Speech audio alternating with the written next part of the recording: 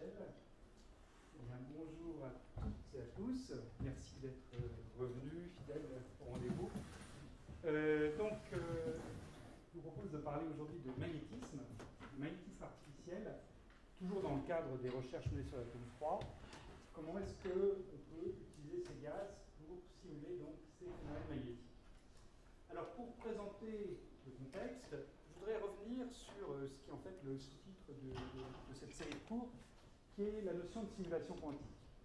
Ce problème de simulation quantique part du principe suivant, c'est-à-dire que l'hamiltonien qu'on sait fabriquer pour des gaz atomes froids, en utilisant des potentiels magnétiques, des potentiels lumineux, c'est un hamiltonien qui est relativement flexible, à savoir qu'on a des paramètres de contrôle, on a quelques-uns qui permettent de faire de l'ingénierie des quantités pertinentes dans un problème donné de physique quantique à l'école.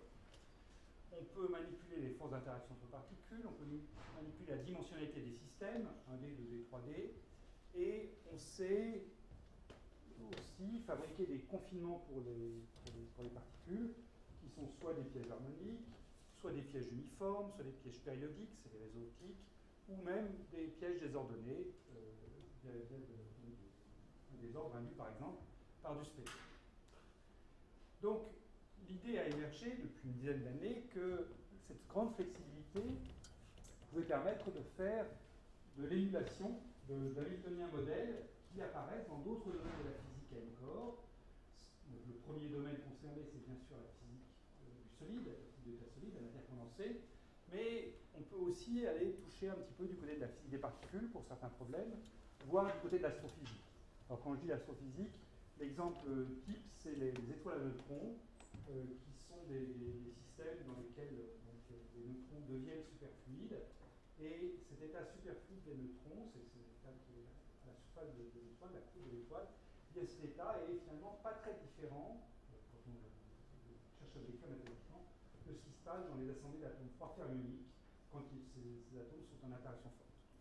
Donc voilà, le problème de simulation quantique, c'est ça, c'est de tirer parti de différents boutons qu'on a dans le laboratoire pour essayer de faire une ingénierie quantique d'hamiltonien. Alors, un point important dans ce programme d'ingénierie quantique, c'est le suivant, c'est qu'on ne cherche pas simplement à reproduire des phénomènes bien connus dans d'autres systèmes. Si on se contentait de faire ça, ce serait bien, mais ce serait quand même un petit peu limité comme perspective. L'idée, c'est de partir de l'hamiltonien, d'avoir donc ces paramètres de contrôle, et puis d'essayer de pousser les paramètres de l'hamiltonien, en général c'est des paramètres sans dimension, c'est des rapports d'énergie, des rapports de longueur, d'essayer de pousser ces paramètres sans dimension dans des régimes qui ne sont pas atteignables sur le système pour lequel cet hamiltonien a été écrit initialement. Donc on va le voir aujourd'hui dans l'exemple du magnétisme. Eh bien, grâce au champ magnétique artificiel que vous allez voir, on peut essayer d'aller explorer le magnétisme dans un régime qui n'est pas accessible avec un cristal normal dans un champ magnétique normal qu'on sait produire sur Terre. Voilà. Donc, ce problème de simulation n'est pas simplement un problème de copie conforme de ce dont on part avec l'atome froid, c'est aussi un moyen pour aller pousser la physique dans un domaine qui n'aurait pas été accessible avec le système de départ. Alors, le magnétisme. Pourquoi le magnétisme? Le magnétisme, il est clair que c'est un phénomène, pris dans sa globalité, qui est à l'origine d'un très très grand nombre de phénomènes. Les propriétés de la matière condensée ont été assez étonnantes. Alors j'en ai mis ici une liste qui n'est pas du tout exhaustive, mais si vous pensez au magnétisme en matière condensée, vous pouvez penser au ferromagnétisme ou à l'antiferromagnétisme. Vous pouvez penser à l'effet Aronoff-Bohm, qui va jouer un grand rôle dans le cours d'aujourd'hui, donc si vous ne savez pas ce que c'est, rassurez-vous, vous allez voir, j'espère, dans un instant de quoi il s'agit. Vous pouvez penser à la supraconductivité et le comportement de supraconducteur mis dans le champ magnétique, c'est l'effet Meissner. Il y a l'effet Hall quantique, aussi bien entier que fractionnaire, qui est lié directement au magnétisme, qui donc, vous allez le voir, on peut considérer l'émuler avec des atomes froids. Il y a tout le domaine de la spintronics, avec les applications que vous connaissez dans la fabrication des disques durs. Et puis il y a un domaine qui a émergé il y a quelques années, moins de 10 ans, c'est le problème des isolants topologiques et des supraconducteurs topologiques, qui là aussi peut être regardé du point de vue des atomes. Donc la question c'est, est-ce qu'on peut s'intéresser à certains de ces problèmes, au moins de manière partielle, avec des atomes forts? Et la réponse, a priori, va être non. Quand on prend les choses au pied de la lettre, la réponse réponse est non. Pourquoi? Eh bien parce que tous ces phénomènes de magnétisme que je viens de décrire, hormis peut-être le magnétisme de spin, et tout ce qui est lié très au magnétisme orbital, est lié au fait que les électrons qui bougent dans les solides portent une charge électrique, Q, et le magnétisme est lié à la manière dont une particule chargée bouge dans le champ magnétique. C'est ce qui est contenu de manière classique dans la force de Lorentz, F égale Q vectoriel V. Si vous voulez prendre une description hamiltonienne du problème, qui va bien se transposer à la mécanique quantique, eh bien, le magnétisme est lié au fait que l'hamiltonien d'une charge Q placée dans le champ magnétique V, eh bien, cet hamiltonien peut s'écrire sous la forme P moins QA au carré sur 2N, ça remplace un P carré sur l'énergie cinétique habituelle, P carré sur 2N. A ici est un potentiel vecteur convenable pour décrire le champ magnétique B de l'expérience. Et comme on sait que nos atomes n'ont pas de charge, ce sont des atomes neutres, eh bien, on va se dire qu'on va prendre Q égale 0 ici, Q égale 0 là, et le problème est terminé, on n'a pas réussi à annuler le magnétisme.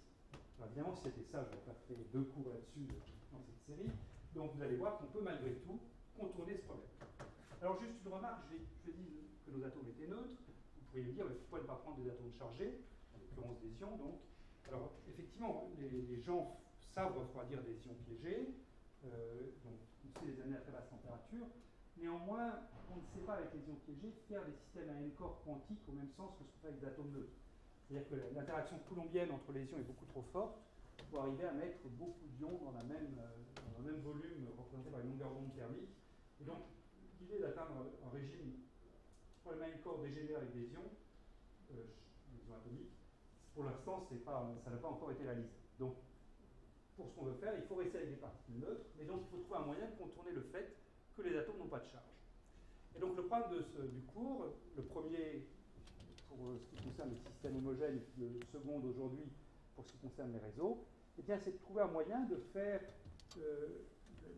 l'ingénierie, encore une fois, du problème, du système, pour faire en sorte que les forces qui agissent sur l'atome soient similaires à la force de Lorentz, ou alors que la phase quantique qu'ils ressentent soit la même que les phases quantiques qui apparaissent sous l'effet du magnétisme. Et puis, je dirai un mot de la manière ensuite de généraliser ce qu'on a trouvé à des hamiltoniens plus généraux que l'hamiltonien de l'électromagnétisme qui est là, des hamiltoniens qui sont des champs de jauge non abéliens ou des couplages spinors. Ce sera assez bref, ce sera la fin du premier cours. Alors voilà le plan du premier cours, donc celui de 14h, 15h30. Je voudrais commencer par rappeler les aspects essentiels du magnétisme, ceux qu'on va chercher à reproduire avec nos gaz atomes froids. Ensuite, on verra brièvement une première approche qui consiste à faire tourner nos gaz. Et ensuite, on en verra une deuxième qui est l'utilisation des phases de Berry, des phases géométriques qui apparaissent quand on a un suivi adiabatique. Et puis donc, une fois qu'on aura bien compris ces deux voies d'approche, on regardera comment la deuxième est implémentée en pratique avec des atomes et de la lumière. Et donc, je dirais, pour terminer, un mot sur ce couplage spin-orbite et ces champs de jauge non abéliens. Commençons donc par les aspects essentiels du magnétisme. Une notion essentielle qui va revenir de manière récurrente dans les deux cours d'aujourd'hui, c'est la variance de jauge. La variance de jauge qui est particulièrement bien mise en évidence dans cet effet Aronoff-Bohm.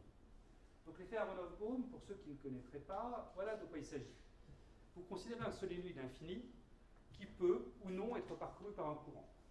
Alors quand il n'y a pas de courant, il y a le champ magnétique nul partout. Quand il y a un courant, je vous rappelle ces propriétés d'un solénoïde infini, c'est que le champ magnétique est non nul à l'intérieur, mais il reste rigoureusement nul à l'extérieur. Et la question donc, que se pose Aronoff-Bohm, et en fait Ehrenberg et Silas ont été posées qui sont avant, c'est la chose suivante, c'est est-ce qu'il y a un moyen, avec des particules qui n'ont pas le droit d'aller avec le solénoïde, est-ce qu'il y a malgré tout un moyen de savoir qu'il y a un courant qui circule dans le solénoïde? C'est-à-dire, sans que les particules ne puissent aller dans la zone où le champ magnétique est non nul, est-ce qu'il y a quand même moyen de savoir que le courant circule dans le solénoïde? Et la réponse est positive. La réponse c'est oui, si on fait une interférence à deux ondes. C'est-à-dire que si on prend une source qui est ici, qu'on envoie les particules avec une certaine probabilité à gauche du solénoïde, une autre probabilité à droite, et qu'on recombine de manière cohérente les deux chemins et qu'on regarde les franges d'interférence sur cet écran, eh bien, les franges d'interférence, la position des franges, révèle le fait qu'il y a un courant qui circule dans le solénoïde. Alors, plus précisément, je ne vais pas faire le calcul ici, mais ce calcul se fait sans trop de douleur. Ce qu'on peut montrer, c'est que le fait qu'un courant circule se traduit par une différence de phase entre les deux chemins, le chemin de gauche et le chemin de droite.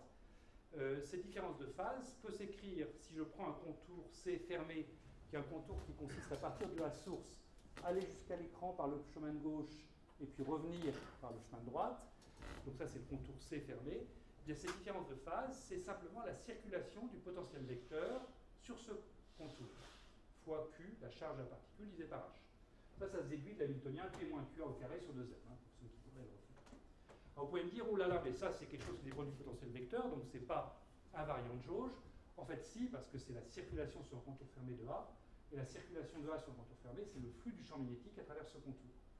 Et si vous regardez ce contour-là, ben, comme ce contour fait le tour du solénoïde, le flux du champ magnétique total à travers ce contour, c'est le flux du champ magnétique à l'intérieur du solénoïde, donc c'est ce que j'écris, ce que je note ici, grand phi ici, divisé, c'est une autre manière de réécrire le facteur Q sur H ici, divisé par le quantum de flux H sur Q. Et donc la quantité et puissance I fois cette phase, là, c'est une quantité qui est invariante de jauge. Je peux prendre n'importe quelle jauge pour A, je trouverai toujours la même chose. Et c'est une quantité qui est mesurable. Alors, pour vous prouver qu'elle est mesurable, je vous donne... ah tiens, normalement, ça ne devrait pas dû s'afficher. Ça, c'est le passage de Mach à PC. On a toujours des surprises. Bon, bah, peu importe. C'est une figure que j'ai copiée donc, de l'article de M. Tonomura. Donc, voilà ce que... Ah oui, mais du coup, vous ne voyez pas le... Ah oui, ça c'est dommage. Parce que vous ne voyez pas ce qu'a fait M. Tonomura. J'espère que pour la suite, ça va aller. Non, ça ne va pas non plus. Ah, ça c'est vraiment dommage.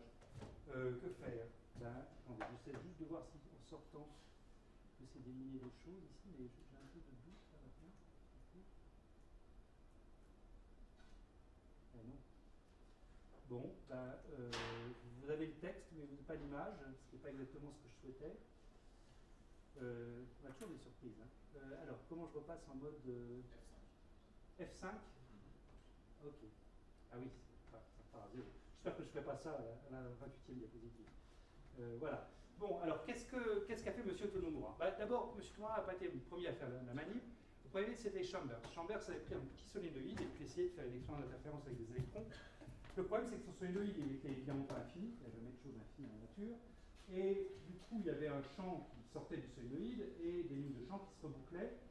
Et il y avait, les manips initiales avaient été assez critiquées, enfin, au moins par certains, en disant oui, mais est-ce que vous êtes sûr que vos électrons n'ont pas vu de champ magnétique? À cause des champs de fuite, il y a forcément une force de Lorentz résiduelle qui s'applique sur les électrons. Donc, c'est pas parfait.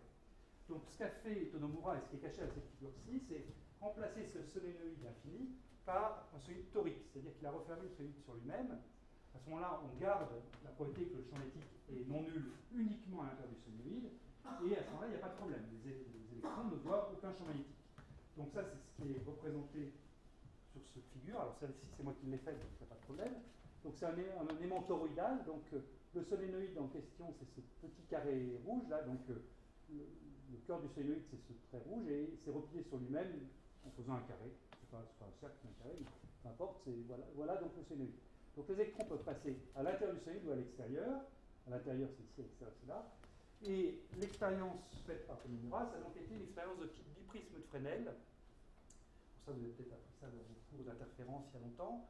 C'est un moyen simple de faire des interférences à deux ondes. Vous envoyez une onde plane sur un système tel que pour ce qui passe à gauche ici, eh bien, c'est défléchi vers la droite. Ce qui passe à droite, c'est défléchi vers la gauche.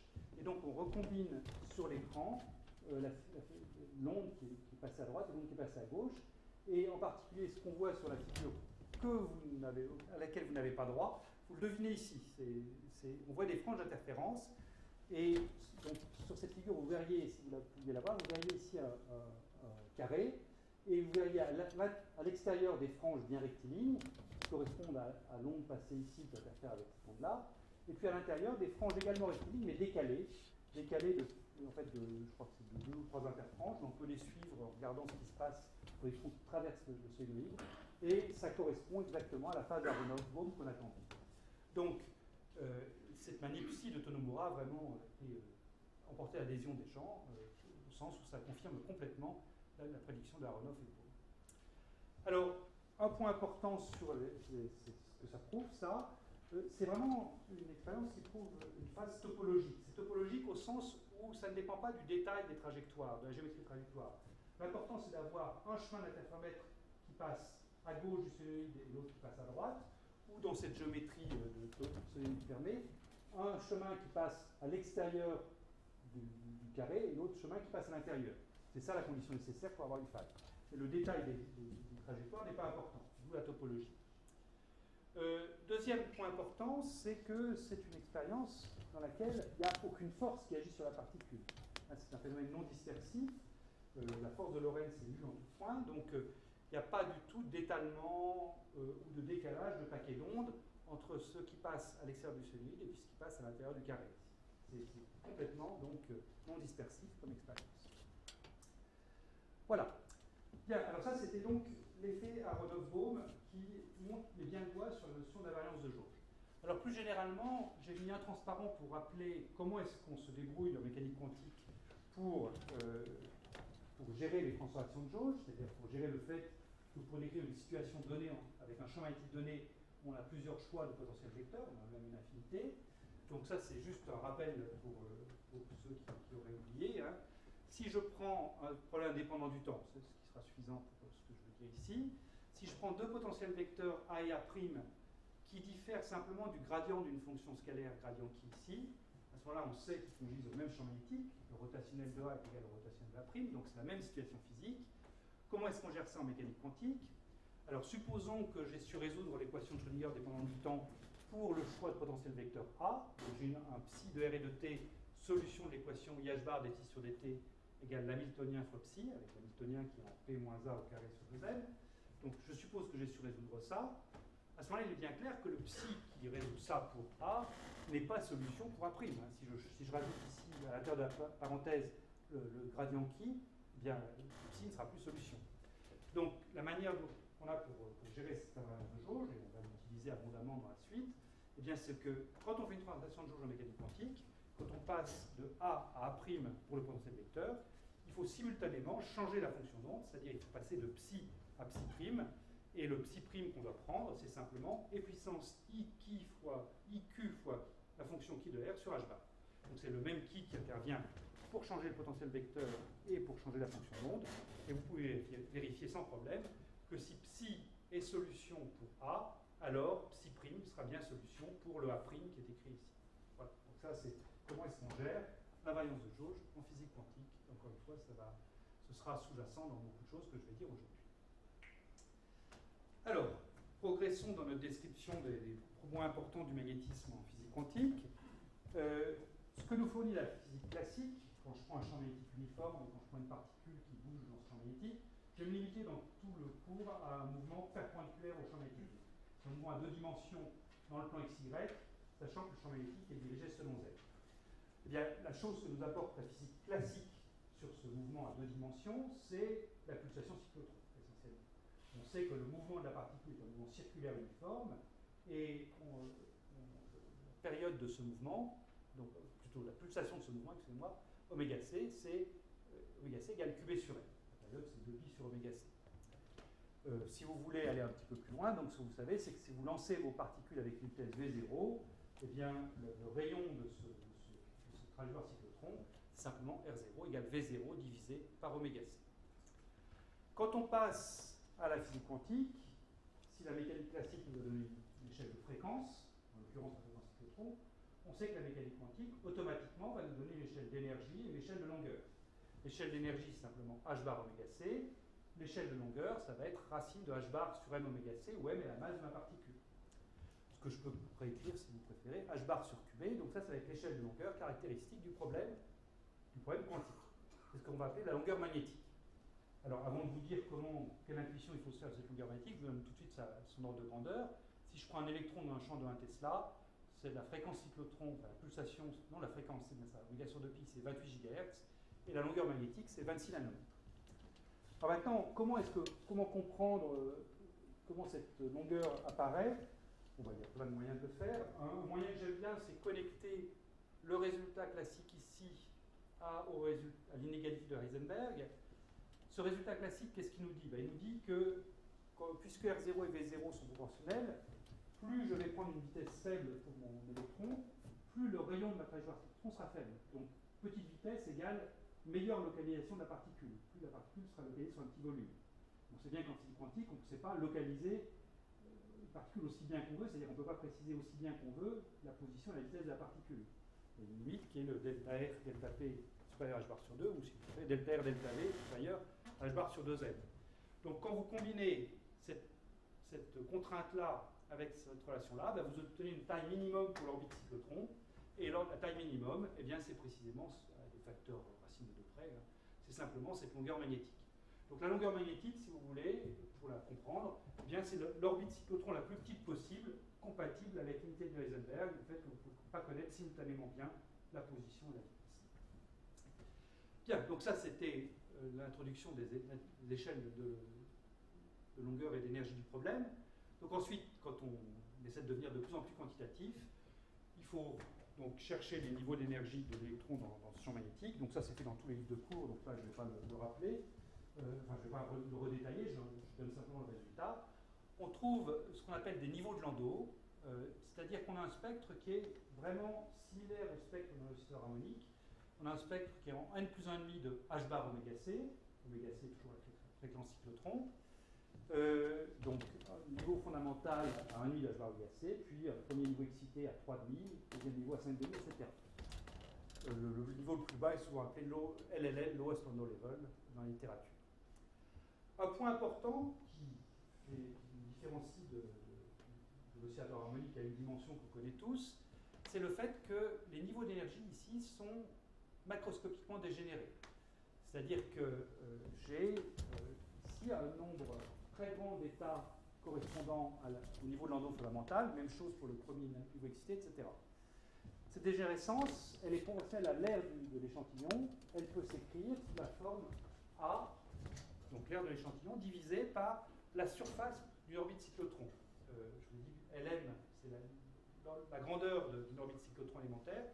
Donc A sur 2pi Lm carré, c'est grosso modo le nombre d'orbites cyclotrons indépendantes que je peux mettre dans mon aire grand A.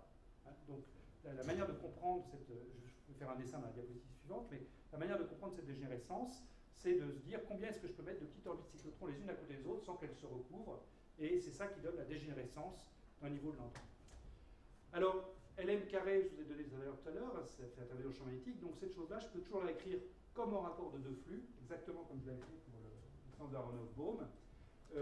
Au numérateur, c'est le flux du champ magnétique B, cette fois-ci à travers toute la surface de mon échantillon, grand A, et puis en dénominateur, c'est toujours le quantum de flux H sur Q.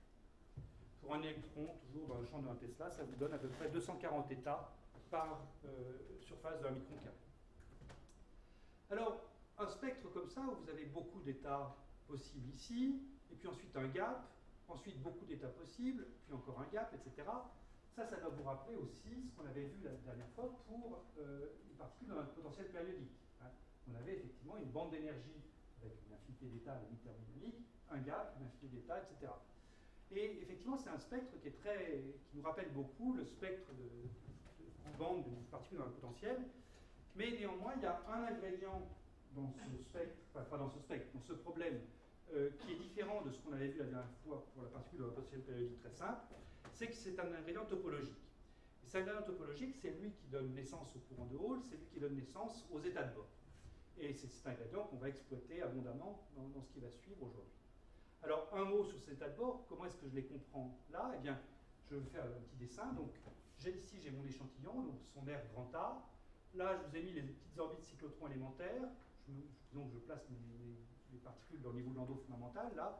Donc, je trace les petites orbites cyclotrons élémentaires. Chacune a une aire de l'ordre de pi Lm carré. Donc, le nombre d'orbites indépendantes qui ne se recouvrent pas trop, c'est A sur pi Lm carré. C'est la dégénérescence que j'avais trouvée. Et puis, les états de bord, c'est quoi? Les états de bord, c'est le fait que si je cherche à placer une orbite trop près du bord, ce qui va se passer, c'est que je vais commencer à faire l'orbite cyclotron ici. Je fais des orbites cyclotrons qui tournent dans le sens des aiguilles d'une montre. Partout ici, j'ai orienté mon champ magnétique pour ça. Donc là, je commence à faire une orbite cyclotron comme ça, et puis là, j'arrive pas à la continuer, donc la particule rebondit sur la surface, elle repart, etc.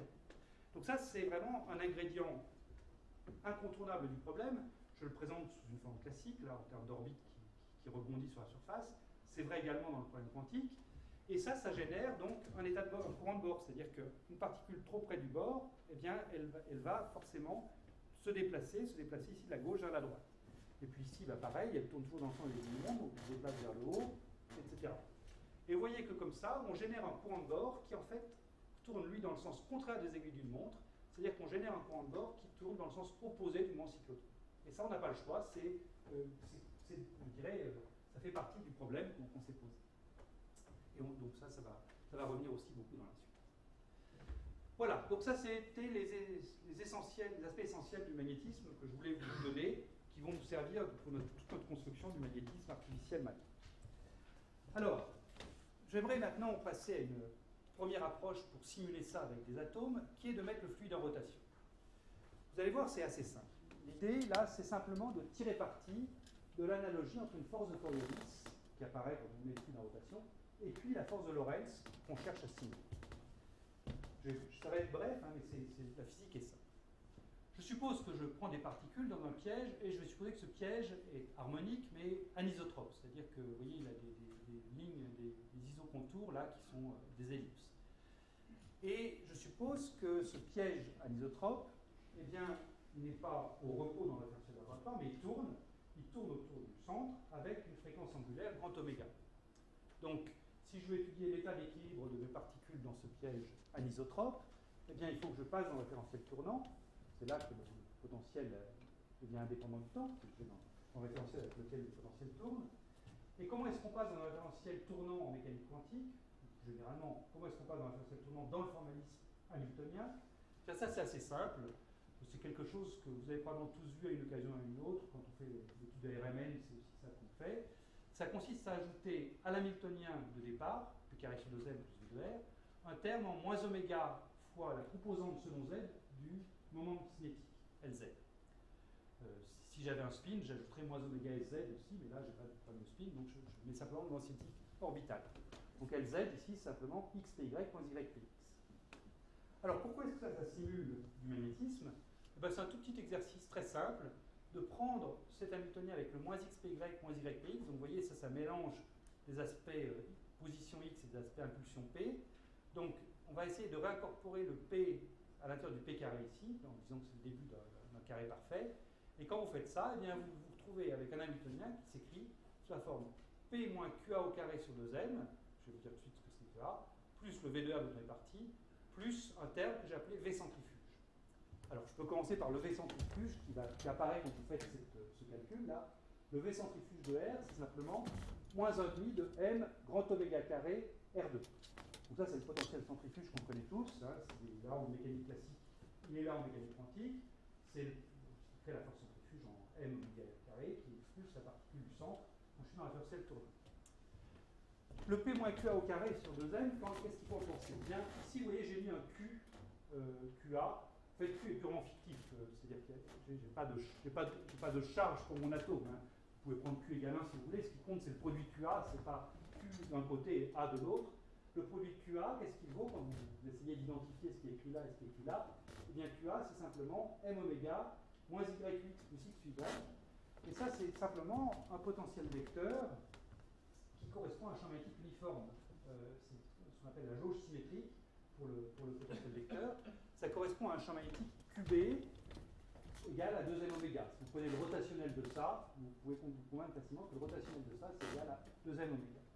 Donc, ce que je suis en train de vous dire, c'est que passer dans un référentiel tournant, c'est ajouter à l'hamiltonien un potentiel centrifuge et puis l'équivalent d'un champ magnétique aligné avec le vecteur rotation, perpendiculaire au plan que j'ai écrit là. Est-ce que c'est surprenant, ça? Ben non, en fait, c'est tout à fait normal. Vous savez que dans un référentiel tournant, vous avez deux forces qui apparaissent. Une première, c'est la force centrifuge. Bon, celle-là, c'est le potentiel centrifuge qui la prend en compte. Et vous avez aussi la force de Coriolis. Et la structure mathématique de la force de Coriolis, eh bien, c'est exactement la même structure que celle d'une force de Lorentz. La force de Coriolis s'active 2m v vectoriel oméga, oméga vecteur rotation, perpendiculaire au plan du tableau, là. La force de Lorentz, c'est Q vectoriel v. Vous voyez que c'est à chaque fois v vectoriel un vecteur perpendiculaire au plan. Simplement, là, j'avais QB ici. Là, j'ai 2m oméga. Et c'est exactement ce qui se cache derrière ce que j'ai fait ici. QB égale 2m oméga. Donc, vous avez un dictionnaire qui vous fait passer d'un problème de particules chargées dans un champ magnétique à un problème de particules neutres dans un référentiel en rotation. Voilà. Alors une fois qu'on a compris ça, on peut s'amuser à prendre des gaz quantiques et à les faire tourner. Donc comment est-ce qu'on s'y prend? On part de quelque chose qui est dans le laboratoire aussi isotrope que possible, et puis ensuite on ajoute une anisotropie tournante à ce potentiel. Alors cette anisotropie tournante, ce qu'on appelle un agitateur ou une petite cuillère, si vous voulez, c'est le fait quand vous mélangez le sucre dans votre tasse de café, puis en rotation. Ça peut être des faisceaux laser auxiliaires, ça peut être un potentiel magnétique. Bon, donc il y a plusieurs manières de le faire. Et le résultat important, c'est que quand on fait ça, eh bien, on obtient des réseaux de vortex, c'est-à-dire qu'on a bien la preuve qu'on arrive à faire tourner nos systèmes superflus. Alors, voici un exemple de figure qu'on avait obtenue à Paris il y a une dizaine d'années maintenant. Vous avez ici la fréquence de rotation grand oméga. J'ai mis deux petites barres ici. La première, c'est oméga C, c'est la fréquence critique en dessous de laquelle rien ne se passe. En dessous de oméga C, j'ai beau faire tourner le système, il n'a pas l'air de se mettre en rotation. C'est finalement le fait que l'agitateur qui tourne, en fait, comme le système est super fluide, il bouge trop lentement cet agitateur pour arriver à mettre le fluide en mouvement. Et après, quand on passe oméga C, le fluide se met en mouvement, donc on voit apparaître ces trous de densité qui sont des vortex. Je vais en dire un tout petit peu plus dans un instant. Et puis j'ai mis une deuxième barre ici qui est petit oméga. C'est-à-dire que je m'interdis de prendre une fréquence de rotation supérieure à une pulsation de rotation supérieure à la pulsation du piège. Pourquoi est-ce que je m'interdis ça? Ça c'est tout bête, c'est la force centrifuge. La force centrifuge, ou le potentiel centrifuge si vous préférez, on a vu que c'était 1,5 de grand M moins grand oméga carré R2. Si jamais je vais chercher une fréquence de rotation grand oméga qui est supérieure à la fréquence du piège, la force centrifuge va prendre le pas sur la force de piégeage et tout va exploser, tout va partir à l'infini. Donc je ne peux pas tourner trop vite, je suis limité dans mes fréquences de rotation à la fréquence du piège. C'est bon. On a de quoi faire entre grand oméga C et petit oméga, mais tout va bien. Alors, question rapide, pourquoi est-ce qu'on voit des vortex? Je ne vais pas faire un cours sur les vortex là, ça m'emmènerait trop loin, mais un moyen simple de comprendre pourquoi il y a des vortex, c'est d'essayer de comprendre comment est-ce qu'on peut faire tourner un corps superfluide. Déjà, revenons à la rotation classique. Si vous prenez une tasse de café et que vous la faites tourner avec votre petite cuillère, il y a un peu de turbulence au début, et puis après, dissipation de la turbulence. Le champ de rotation, c'est un champ de rotation rigide, c'est-à-dire que vous avez une vitesse en oméga fois R, c'est-à-dire que plus vous êtes loin du centre, plus la vitesse est grande, c'est un peu comme sur un manège, quoi. La vitesse croît linéairement avec la distance au centre. Ça, c'est le champ de rotation rigide qui est l'équilibre d'un fluide classique en rotation. La vorticité associée à ça, c'est-à-dire le rotationnel de la vitesse, c'est simplement 2 oméga, c'est une vorticité uniforme. Voilà. Donc ça, c'est un champ classique. Maintenant, supposez que je vous donne un objet macroscopique, ça peut être un condensat de boson, ça peut être des fermions appariés qui forment un superfluide aussi, les deux ont été faits, les deux manips ont été faites. À ce moment-là, je peux décrire mon système par une fonction de macroscopie de phi de R, qui est la racine de la densité fois e puissance i fois une phase phi de R. Et quelque chose qui est immédiat, c'est que si vous placez en un point où la densité est non nulle, de telle sorte que la phase phi est bien définie, eh bien la vitesse associée à ce champ cette fonction de phi de R, ça c'est ce qu'on apprend dans les premiers cours de mécanique quantique, la vitesse c'est le gradient de la phase. Donc h bar sur m près. Donc la vitesse c'est gradient phi, et c'est pas la peine d'avoir fait beaucoup d'études pour savoir que si la vitesse c'est le gradient de quelque chose, son rotationnel va être nul. La translation de jauge, je vous l'ai expliqué tout à l'heure. Donc, ce que les gens se sont dit au début, c'est que, en fait, si la vitesse c'est le gradient d'une phase, eh bien, on ne va jamais réussir à faire tourner les superfluides, puisqu'on n'arrivera jamais à obtenir une vorticité non nulle pour le gradient de vitesse. Et ce qu'ont compris Feynman et Onsager, et c'est l'origine des vortex, c'est qu'en fait, il y avait quand même moyen de mettre un superfluide en mouvement, de passer dans l'intervalle tournant pour un superfluide, et le seul moyen de le faire, eh bien, c'est de nucléer des vortex quantiques, c'est-à-dire de nucléer des points où la densité ρ s'annule. À ce moment-là, si la densité ρ s'annule, la phase n'est plus bien définie, et donc à ce moment-là, eh bien, on peut s'affranchir, si vous voulez, de cette condition-là. Mais au lieu d'avoir une vorticité qui est uniforme sur tout l'espace, la vorticité est concentrée sur les cœurs des vortex, c'est des distributions de Dirac disposées en chaque cœur de vortex ici, qui représente le fluide en rotation. Voilà. Donc là, je suis assez rapide parce que, encore encore une fois, mon but n'est pas de faire un cours sur le vortex, mais sur le magnétisme. Donc, j'espère que vous êtes convaincus qu'il y a moyen d'émuler cet amusement magnétique avec un référentiel en rotation. Alors ça, c'est des manips qui ont été faites beaucoup entre 2000 et 2005, 2007. Après, on a un petit peu arrêté parce qu'on s'est rendu compte que ça allait être difficile d'aller pousser ces manips très loin. On y reviendra peut-être un jour, hein, mais dans l'état actuel de la technologie, c'est assez difficile. Le but de beaucoup de ces manips, c'est d'aller vers les féroles quantiques. Mais les gaz en rotation, c'est difficile d'atteindre le régime des féroles quantiques avec, et c'est ça que j'aimerais expliquer sur cette dernière diapo. Donc, c'est quoi les féroles quantiques en deux lignes? En deux lignes, c'est ça. Vous prenez toujours un plan avec des électrons, vous mettez un champ magnétique perpendiculaire, vous avez ces petites orbites cyclotrons, que j'ai bien décrites, et le point de l'effet quantique, c'est qu'il faut définir un facteur de remplissage de différents niveaux de Landau, et pour des valeurs simples de ce facteur de remplissage, alors vous avez des propriétés de conduction de l'électricité absolument remarquables, qui donnent naissance à ces plateaux qu'on mesure dans l'effet quantique. Alors ce facteur de remplissage, c'est quoi? Eh bien, c'est au numérateur le nombre d'électrons total, et au dénominateur, c'est la dégénérescence du niveau de Landau. Donc quand vous prenez un facteur de remplissage de 1, par exemple, ça veut dire que vous mettez un électron par niveau de Landau fondamental, et puis personne au-dessus. Facteur de remplissage de 2, c'est que vous remplissez deux niveaux de Landau, dans ce que j'avais présenté tout à l'heure. Et donc l'effet Hall quantique, c'est pour des remplissages entiers, 1, 2, 3, ou remplissage fractionnaire mais simple, comme un tiers, 2 cinquièmes, eh bien vous avez ces phénomènes spectaculaires de conduction qui apparaissent. Comment est-ce que je transpose ce facteur de remplissage à mes atomes en train de tourner? Eh bien là, c'est pas très compliqué. Ce qui était au numérateur, le nombre d'électrons, va devenir le nombre d'atomes. Et vous pouvez vous convaincre que ce qui va remplacer la dégénérescence du niveau de Landau dans ce formalisme-là, c'est le nombre de vortex qui est présent dans mon gaz. Le nombre de vortex qui sont présents dans le gaz. Donc, il faudrait avoir un nombre d'atomes sur un nombre de vortex, un rapport de l'ordre de 1, 2, 3, un tiers, un demi, quelque chose comme ça, si on veut être dans un régime proche de celui de l'effet Hall quantique. Or, les manips étaient très très loin de ça. Les manips faites avec des bosons, avaient beaucoup plus d'atomes que de vortex. Vous voyez ici, vous avez une image, vous avez peut-être au maximum 50 vortex, si vous comptez ceux qu'on devine sur les bords, et vous avez 100 000 atomes. Donc vous avez un facteur de remplissage beaucoup trop grand, plusieurs milliers, beaucoup trop grand pour espérer voir ces effets de Hall quantique. Comment est-ce qu'on pourrait se rapprocher des féroles quantiques? Le seul moyen, c'est d'augmenter le nombre de vortex considérablement, ou diminuer le nombre d'atomes, mais bon, disons augmenter le nombre de vortex pour commencer. À ce moment-là, ça veut dire quoi? Ça veut dire qu'il faut tourner de plus en plus vite, mais je vous ai dit tout à l'heure, on ne peut pas tourner arbitrairement vite. Il y a cette limite, barrière centrifuge qui est une frontière qu'on ne peut pas dépasser. Donc du coup, il va falloir s'approcher de la barrière centrifuge avec une précision de l'ordre de 10 puissance moins 4 ou 10 moins 5, pour si je veux atteindre 10 puissance 4 ou 10 puissance 5 vortex. Et ça, on ne sait pas faire, parce que les pièges qu'on a ne sont pas assez fiables, d'une répétition à l'autre d'expérience, pour avoir des fréquences de rotation qui seront à 10 moins 5 près, proches de la fréquence de rotation, de la fréquence d'oscillation dans le piège. Donc, finalement, ces manips ont arrêté parce que c'était trop ambitieux d'essayer de... Oui, alors on a essayé les pièges structurels en mettant un piège, une composante quartique pour éviter que les atomes partent, mais il y a eu d'autres problèmes. On a essayé pas mal de choses et ça n'a pas très bien marché. Voilà. Donc on a appris des choses, mais ça, on n'a pas atteint les féroles quantiques.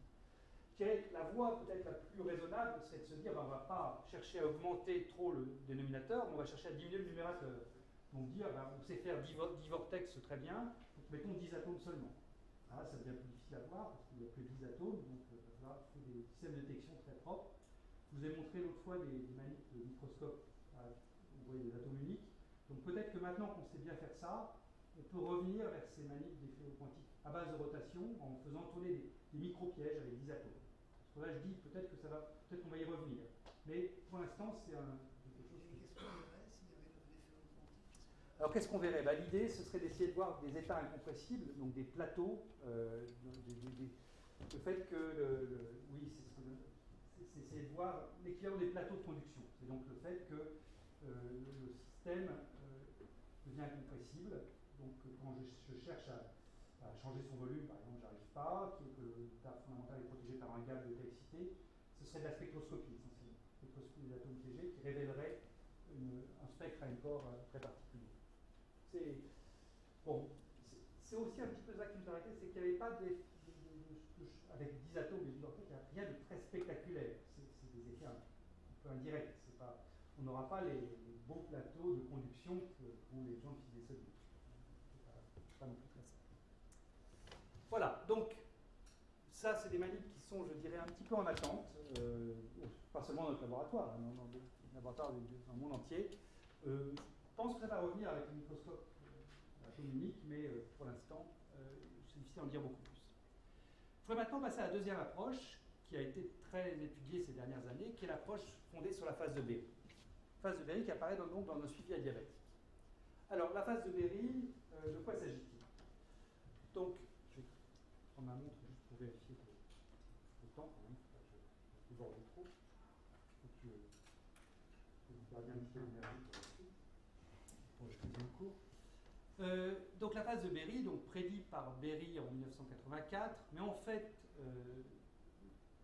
découverte en optique par Pancharatnam et puis découverte en physique moléculaire par Mel et Trullard en 1979.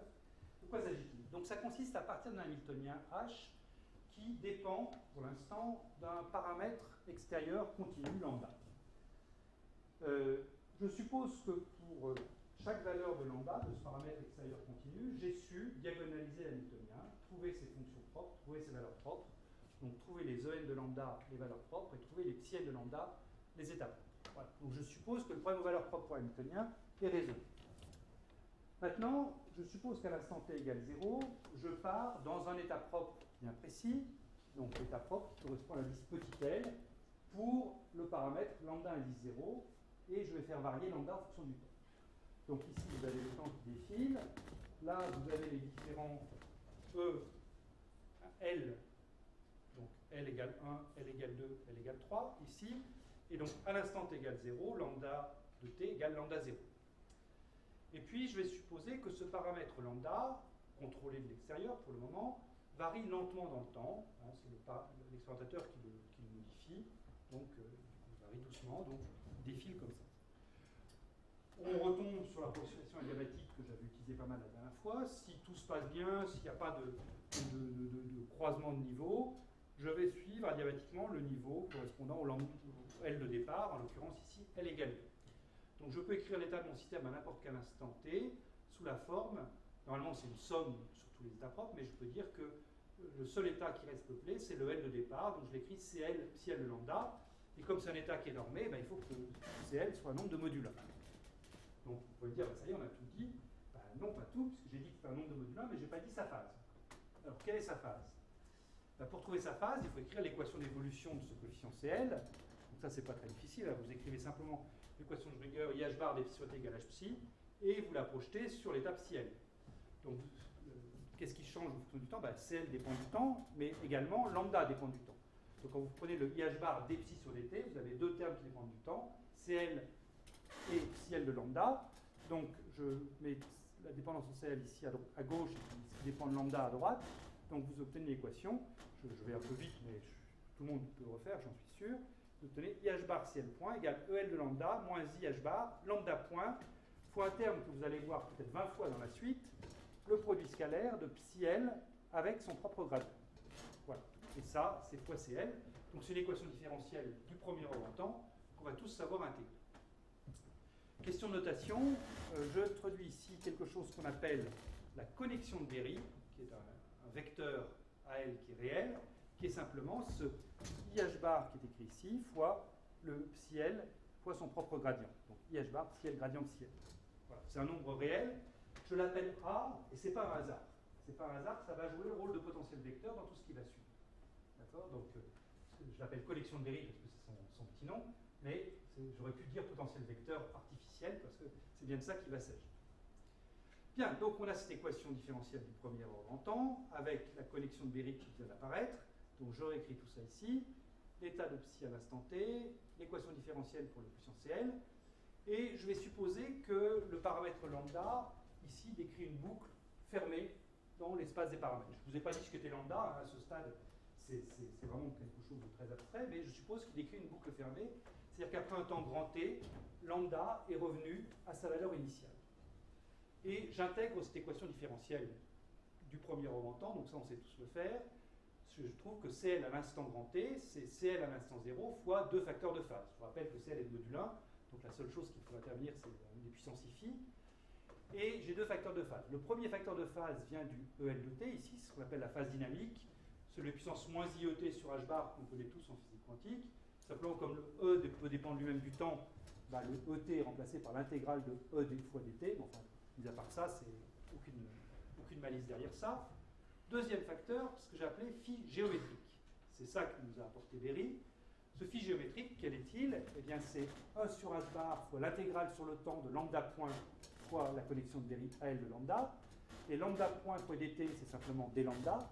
Donc cette chose-là, c'est 1 sur h bar, l'intégrale sur le contour fermé de AL d lambda. Et ça doit vous rappeler quelque chose, parce que c'est exactement ce que j'avais trouvé tout à l'heure pour la phase d'Aronoff-Bohm. La phase d'Aronoff-Bohm, je vous avais dit, c'est l'intégrale sur un contour fermé du potentiel vecteur. Et là, on voit apparaître quelque chose qui est vraiment équivalent.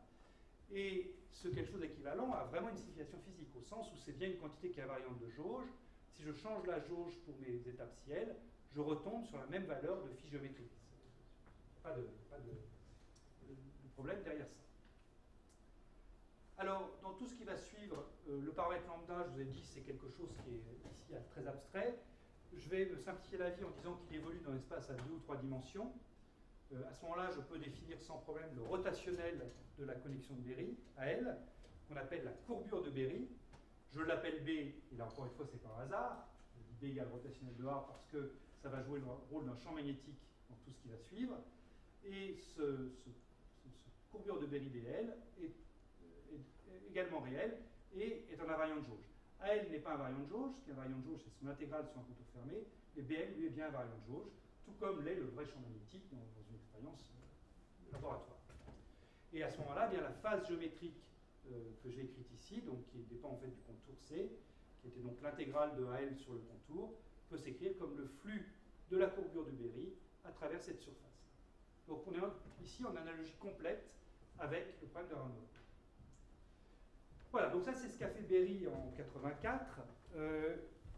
Donc, ce que met en évidence Berry ici, c'est donc le fait que vous avez un système qui est piloté par un paramètre extérieur, lambda.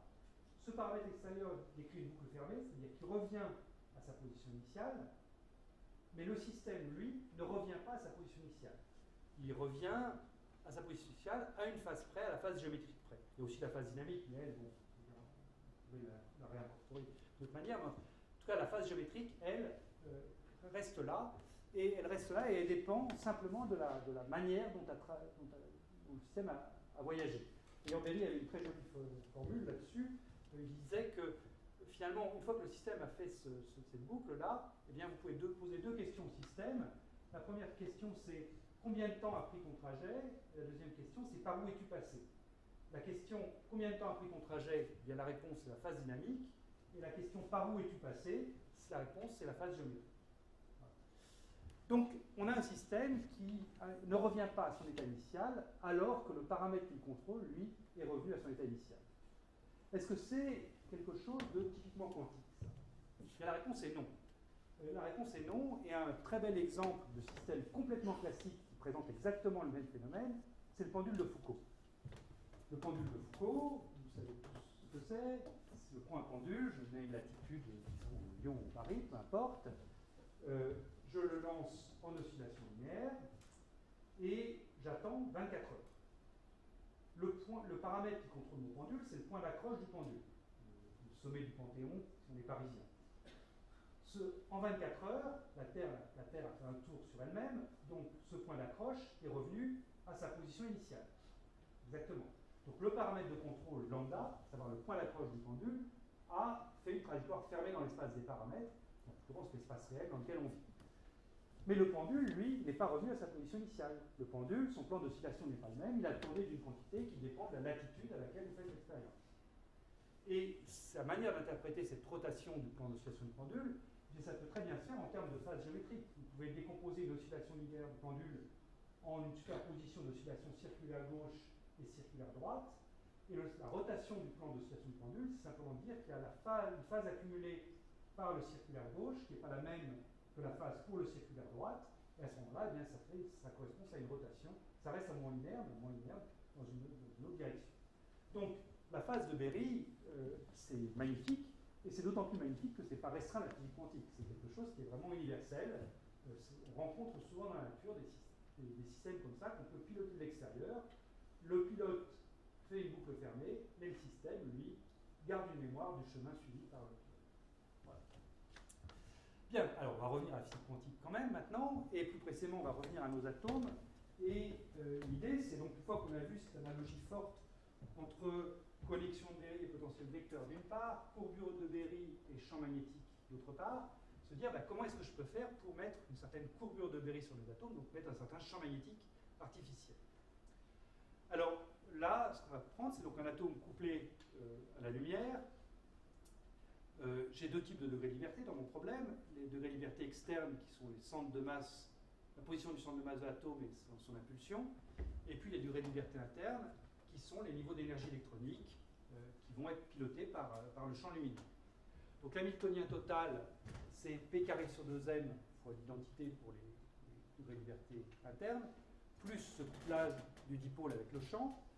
Et l'idée, c'est que finalement, c'est le mouvement de petit r et de petit p qui va jouer le rôle de paramètre externe, qui va piloter les degrés de liberté interne de l'atome. Donc le système, si vous voulez, c'est le système que j'ai considéré jusqu'à maintenant, le pendule de Foucault, l'hamiltonien que j'avais tout à l'heure, dépendant d'un paramètre lambda, c'est le H interne, et petit r ici, ou petit p si j'ai des problèmes d'effet Doppler aussi, eh bien petit r et petit p, c'est les paramètres de contrôle lambda que j'avais tout à l'heure.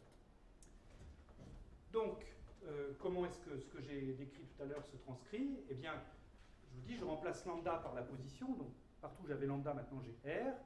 Je diagonalise en tout point R le problème du couplage atome-lumière, donc j'ai ce qu'on appelle les états liés, que j'avais déjà introduit la dernière fois, donc H interne psi n égale En psi n, et j'ai donc cet hamiltonien, son spectre et la manière dont varient ces états. Et maintenant, ce qu'il s'agit, c'est d'écrire l'équation du mouvement de tout ça. Alors pour les physiciens moléculaires de la salle, ce que je suis en train de faire, c'est vraiment très proche de la position de Born-Oppenheimer qu'on fait en physique moléculaire. En physique moléculaire, je vous rappelle le problème auquel on est face, on a des molécules, dans ces molécules il y a des électrons et des noyaux, eh bien on sait que le mouvement des électrons est beaucoup plus rapide que le mouvement des noyaux, donc on commence par se donner une position des noyaux, on résout le problème électronique, donc ça c'est l'équivalent de se donner la position du centre de masse de l'atome et trouver les états liés, et puis ensuite dans un deuxième temps, eh bien on regarde en fonction de ce qu'on a trouvé pour les électrons, comment est-ce que les noyaux bougent les uns par rapport aux autres, comment est-ce qu'ils vibrent, comment est-ce qu'ils tournent, etc. Donc cette approche de Born-Oppenheimer, c'est vraiment la même chose que je suis en train de faire ici. Et c'est pas un hasard, si je vous disais tout à l'heure, qu'il y avait des gens qui avaient pressenti la phase de Berry, ici en moléculaire, qui avaient pressenti la phase de Berry avant Berry, mais des plus là. C'est parce qu'en fait, en physique moléculaire, en fait, on est conduit naturellement à ce type de processus ablatique et de phase géométrique qui peut venir avec. Alors, donc on a un suivi, je vais admettre qu'on a un suivi adiabatique dans ce contexte-là, c'est-à-dire que les atomes sont préparés dans un niveau habillé psi L et que les vitesses sont suffisamment faibles pour que l'atome suive le niveau habillé psi L. Donc la fonction d'onde globale de mon système psi de R et de T, c'est une certaine amplitude phi L d'être sur le niveau, d'être au point R à l'instant T fois psi L. Et donc toute la question finalement c'est quelle est l'équation pour cette amplitude de probabilité phi L de R et de T. Alors là, ce calcul est un petit peu lourd, donc là encore, je vais le sauter, mais une fois qu'on a bien compris ce qu'il fallait faire, si vous devez le faire, je suis sûr que vous arriverez. Enfin, il faut prendre cette chose-là, l'injecter dans l'équation de Schrödinger, projeter sur l'état psi-L, état biais psi-L, et puis obtenir le résultat. Donc voilà à quoi ça ressemble. Je pars de l'équation totale pour le grand psi qui est écrit ici, I des psi tot égale h tot de psi, où le psi tot, c'est le mouvement du centre de masse, son énergie cinétique, plus l'hamiltonien interne. Je projette sur l'état psi-L, et j'ai cherché à en déduire l'équation d'évolution pour l'amplitude de probabilité d'être, encore une fois, sur le niveau habillé L, au point R, à l'instant T. Et donc la question, c'est qu'est-ce qui se cache derrière ces trois petits points-là. Donc là, après quelques pages de calcul, on arrive, pour ces trois petits points, à la chose suivante. On arrive à une équation, donc c'est le mouvement, pour ce qui m'intéresse, le mouvement du centre de masse de l'atome. Pour un fichier moléculaire, ce serait le mouvement des noyaux de ma molécule, si je dis la vibration, rotation de ma molécule. IH bar d phi L sur dt contient P moins A au carré sur 2n. Au joie, j'ai trouvé un potentiel vecteur qui apparaît dans mon problème. J'ai le EL de R et j'ai VL de R. Alors, premier terme ici, c'est l'énergie cinétique, avec un potentiel vecteur. Ce potentiel vecteur, c'est rien d'autre que la connexion de Berry. C'est ce que vous allez le voir une vingtaine de fois, donc ça commence. C'est ce que vous avez déjà vu tout à l'heure, c'est le IH bar fois l'état biepsiel multiplié au sens produit scalaire dans l'espace de Hilbert par son propre gradient. C'est donc la connexion de Berry ici. C'est ça qu'on cherche. Le L de R, c'est simplement l'énergie d'état biepsiel, c'est le potentiel dipolaire habituel, celui qui nous sert à piéger les atomes. Et puis, la dernière chose, alors ça, c'est un petit bonus, c'est un potentiel scalaire qui vient lui aussi de la procession adiabatique. C'est quelque chose dont on n'avait pas besoin, mais bon, il vient avec, donc on le prend. Hein, voilà, je dirais que on sait faire des potentiels scalaires, hein, c'est ce qu'on fait avec les lasers, donc ça vient s'ajouter à EL de R et puis on prend la somme. Ce qui n'était pas évident, c'était d'arriver à générer quelque chose qui était du type P-A au carré, ou quelque chose en P scalaire A. Ça, c'était pas facile, et on y arrive grâce à ce suivi adiabatique. Alors ça, c'est une explication du potentiel scalaire. Pour le dire très vite, on peut le calculer explicitement, il est écrit ici. Il fait intervenir donc le gradient de l'état habillé que je suis, gradient psiel, avec tous les autres états habillés psienne, somme sur tous les n différents de L. Et son ordre de grandeur, c'est l'énergie de recul. Et son origine physique, c'est une sorte de micro-mouvement lié au fait que quand je prends la procession adiabatique, certes, je suis dans l'état psiel, mais il y a quand même un micro-mouvement qui est lié au couplage vers tous les autres états. Et donc ce micro-mouvement me donne une certaine énergie cinétique. Et ce potentiel scalaire, qui est toujours positif, comme vous pouvez le voir, correspond à une énergie cinétique de micro-mouvement. Voilà. Donc ça, c'est un point un peu subtil. Mais ça ne va pas jouer de rôle dans la suite. Encore une fois, ce qui m'intéresse, ce n'est pas vraiment le potentiel scalaire, c'est le potentiel vecteur, la connexion de Berry. Donc pour résumer, hein, voilà où on en est. On est parti de deux types de degrés de liberté. Un degré de liberté lent, qui était le mouvement du centre de masse de l'atome. Un degré de liberté rapide, qui était le degré de liberté interne. On a fait une approximation adiabatique et on a obtenu l'équation de Schrödinger simplement pour l'amplitude de probabilité, phi L de R et de T, donc qui décrit le mouvement du centre de masse. Alors, l'existence, le fait qu'on a fait une approximation adiabatique, ne veut pas dire que les autres états ne jouent pas du tout de rôle. Hein. Les autres états sont essentiels pour faire apparaître le potentiel vecteur et pour faire apparaître le potentiel scalaire. Donc, je vous avais écrit ici l'expression de L, ici je vous ai écrit l'expression de DL. Donc les expressions de la courbure de Berry fait intervenir les autres états quand on écrit comme ça. Donc voilà, c'est la démarche à suivre pour atteindre cet Hamilton. Bien. Alors, je passe maintenant à la partie 4, qui est comment est-ce qu'on implémente ça en pratique dans des problèmes d'atomes et de lumière. C'est-à-dire comment est-ce qu'on se débrouille pour arriver à tirer parti de tout ce que je vous ai expliqué. Alors, cette formule-ci, connexion de Berry égale IH bar ciel produit avec son propre gradient, nous dit que si j'ai envie de faire des champs magnétiques importants, donc des potentiels vecteurs importants qui varient dans l'espace rapidement, ce qu'il faut, c'est que les étapes ciel et leur gradient varient également rapidement dans l'espace. Donc avec quoi est-ce que je dois habiller mon atome? Bien, j'ai intérêt à l'habiller avec des photons optiques. Si jamais je me contentais d'habiller avec des photons micro-ondes ou des photons radiofréquences, les longueurs d'onde associées à tout ça seraient beaucoup trop longues, et du coup, les gradients que je serai amené à prendre ici seront beaucoup trop faibles, et je n'arriverai pas à faire des choses intéressantes. Si je veux faire des choses intéressantes, j'ai intérêt à avoir des variations rapides des potentiels vecteurs, enfin la connexion de Berry ou la courbure de Berry, et donc j'ai intérêt à aller chercher des transitions dans le domaine optique. Alors, c'est ce que les gens ont fait, et là, il y a tout de suite une question qui se pose, c'est qu'est-ce qu'on va considérer comme transition? Est-ce que je dois considérer les transitions à un photon ou à deux photons? Ça, c'est la question qu'on se pose tout en physique atomique. Alors, les deux sont implémentés dans les expériences. En pratique, les transitions à un photon, ça consiste à prendre un atome dans l'état fondamental et à l'occuper à un état excité par absorption et puis émission stimulée d'un photon. Alors ça, c'est pas faisable avec beaucoup d'espèces atomiques. Ce qu'il faut pour que ça marche, c'est trouver des espèces atomiques avec l'état excité ici qui a une très longue durée de vie. Et ça exclut beaucoup des cas de la classification périodique. En pratique, ça marche avec des alcalinotéreux ou des atomes associés aux alcalinotéreux comme l'ytterbium. Ceux-là, ils ont parce que c'est des règles de sélection qui empêchent l'état excité de retomber facilement sur l'état fondamental, eh bien, on arrive à trouver des niveaux excités qui ont des longues durées de vie. Ce que j'appelle long, ici, c'est long à l'échelle des manips. Donc, c'est plusieurs dizaines de secondes, plusieurs minutes, voire même quelques heures pour certains niveaux.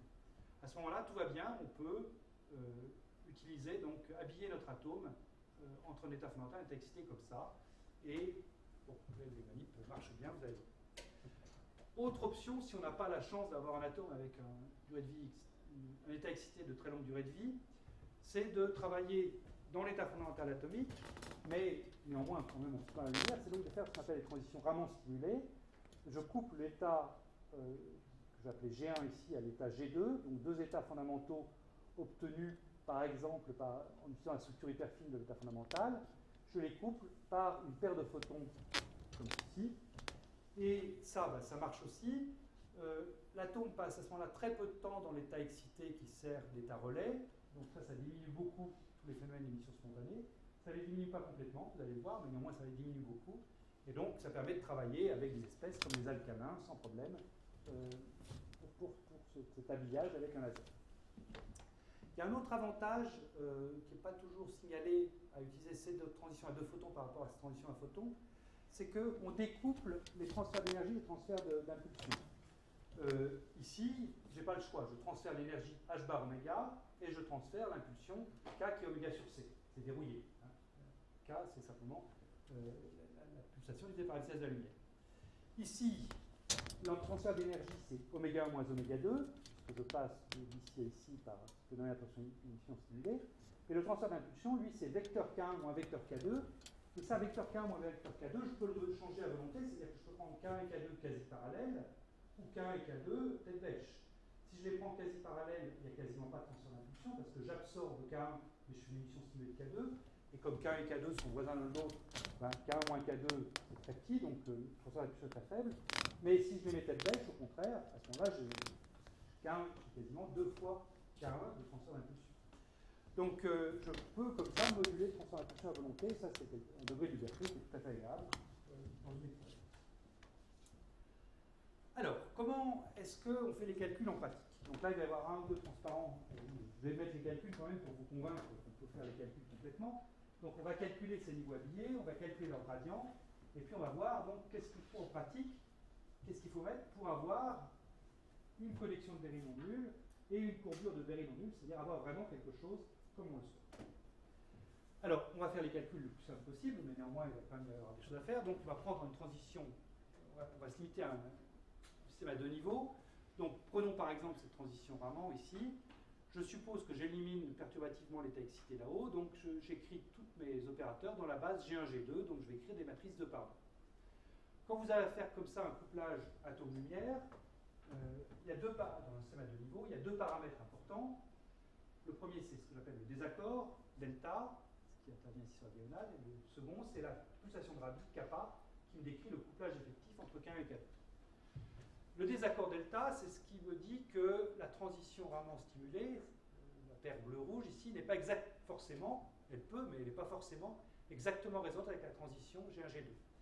Donc ça se prend en compte, en passant dans un référentiel tournant pour simplifier les calculs, en mettant une certaine énergie à G1, une certaine énergie à G2, et ces deux énergies, donc je les mets opposées ici pour simplifier les choses. Donc delta, si vous voulez, c'est l'écart à résonance de la transition Raman. Donc je mets H plus H bar sur delta sur 2 pour l'état G1, moins H bar delta sur 2 pour l'état G2, coefficient diagonal. Et puis en dehors des diagonales, donc c'est le couplage, la fréquence de Rabi associée à cette transition Raman, c'est la force du couplage entre G1 et G2. Alors, bon, voilà la matrice 2 par 2 qu'il va s'agir de diagonaliser pour trouver les états habillés, puis ensuite calculer la courbure de Berry qui nous intéresse. Alors comme toujours, quand on a fait une matrice 2 par 2, le plus simple c'est d'introduire des angles. Donc il y a un angle θ que j'appelle angle de mélange. Tangente θ, c'est simplement le rapport du module de la fréquence de Rabi kappa au désaccord delta. Et puis le deuxième angle, c'est la phase phi. C'est le fait que la pulsation de Rabi kappa n'est pas un nombre réel mais complexe, parce que mes lasers ici peuvent avoir une phase qui varie dans l'espace. Donc ici, on a les puissances plus ici en bas, puissance moins ici en haut. Voilà. Et ce que j'ai mis en facteur, pour faire apparaître cos θ, sin θ, etc., c'est ce qu'on appelle la fréquence de Rabi généralisée. C'est la racine carrée de delta 2 plus module de kappa kappa. Voilà, donc maintenant, comment les calculs se déroulent? Eh bien, il faut chercher les états habillés, et puis ensuite prendre le produit scalaire, psi gradient psi, pour avoir la connexion de Berry. Trouver l'état biais, c'est donc trouver l'état propre de cette matrice-là. Bah, ça, vous savez tous faire. Quand elle est sous cette forme-là, c'est immédiat. Hein. C'est simplement cosinus θ sur 2. Je prends, donc j'ai deux états biais. Enfin, j'avais trouvé quand même. Donc ici, j'ai un G2 séparé par l'énergie delta. Quand je mets le couplage, je trouve mes deux états, psi plus et psi moins, qui sont mes états biais, avec un écart d'énergie qui est précisément ce grand oméga, pulsation de Rabi généralisée, delta 2 plus kappa carré. Et l'état biais, lui, bah, c'est simplement cos θ sur 2, l'angle de mélange moitié ici, G2, moins, et puissance moins I phi, sin θ sur 2, G1. Je pense que vous avez tous fait ça un jour ou l'autre, donc je ne détaille pas. Que vaut la courbure de Berry?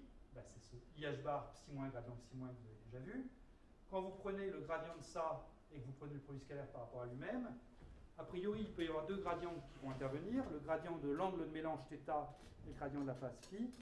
En fait, le gradient de l'angle de mélange s'élimine du calcul parce que l'état psi moins est normé. Donc tout ce qui reste, c'est le gradient phi. Donc A moins, donc la connexion de Berry associée au niveau psi moins, c'est, quand on finit le calcul, h bar sur 2, le gradient de la phase phi, la phase de la pulsation de Rabi, fois 1 moins cos θ. Voilà. Donc ça, c'est le résultat auquel on arrive. C'est vraiment pas difficile d'arriver à ça. Je prends le rotationnel de ça pour avoir la courbure de Berry, le champ magnétique effectif dans la manip. Et ça s'écrit donc, quand vous prenez le rotationnel de ça, gradient de cos θ multiplié vectoriellement par le gradient de la phase, gradient phi.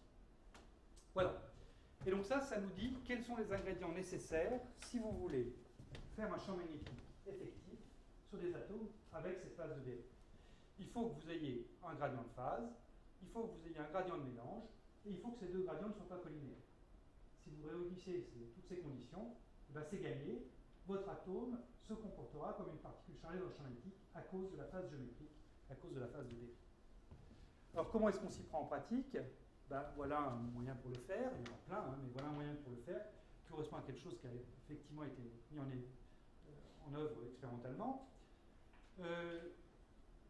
On va prendre ici des ondes planes pour faire la transition Raman. Donc une onde plane de vecteur KA ici, une onde plane de vecteur KB ici. On va prendre K et KB qui se propagent en sens opposé, tête bêche, le long de l'axe X.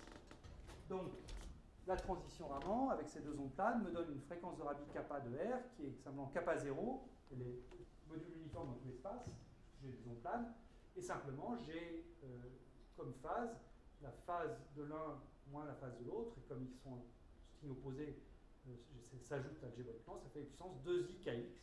Donc j'ai une phase phi qui va être 2kx. Voilà. Donc là, j'ai mon gradient de phase. Il me faut aussi un gradient de l'angle de mélange θ. θ, je vous rappelle ce que c'est le module de kappa sur le désaccord. Hein, c'est ce que je reviens en arrière, vous avez écrit ici. Donc c'est module de kappa sur le désaccord. Module de kappa, lui, ne dépend pas de l'espace. Il faut que j'écris les ondes planes, donc je n'ai pas le choix, il faut que je mette un gradient de désaccord. Comment je fais pour mettre un gradient de désaccord? Ça, c'est pas très compliqué. Si je prends des atomes qui ont des facteurs de Landé différents pour G1 et G2, il suffit que je mette un gradient de champ magnétique. Et mettre un gradient de champ magnétique, ça fera que l'énergie, la différence d'énergie entre 1 et 2 va dépendre de l'espace. Et donc ça va me faire un gradient de désaccord. Donc je mets deux bobines comme ça, orientées selon Y. Donc l'énergie de ma transition G1-G2, là, la fréquence de ma transition G1-G2, va dépendre de Y.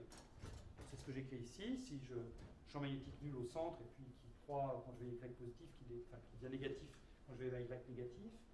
Delta de R, et je l'écris delta prime Y. Alors là, à ce stade, je peux introduire une longueur caractéristique, qui est simplement le rapport entre kappa 0 et delta prime. Si vous voulez, cette longueur caractéristique, c'est la longueur autour de 0 sur laquelle la pulsation de Rabi est plus grande que le désaccord delta. Je la définis comme ça, c'est celle qui va intervenir dans la suite.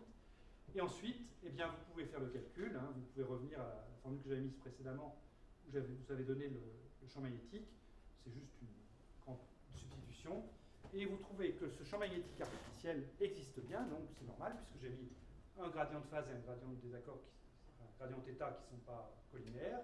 Ce champ magnétique est parallèle à l'axe Z, donc les atomes bougent dans le plan XY, j'ai un gradient de champ magnétique parallèle à l'axe Z, et ce champ magnétique s'écrit sous la forme B0 fois une lorentzienne à la puissance 3000.